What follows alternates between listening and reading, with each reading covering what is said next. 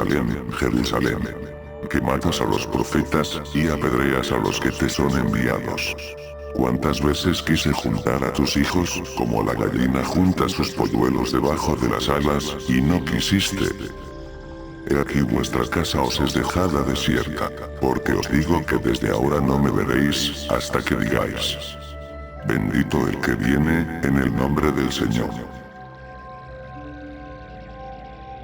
El humano se ha enamorado del brillo de la primera bagatela ofrecida y ha perdido el sentido de los valores morales y ha cerrado sus ojos a las cosas de verdadero valor.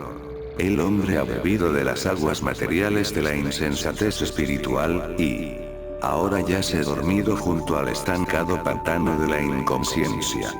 El humano duerme esperando el día del despertador.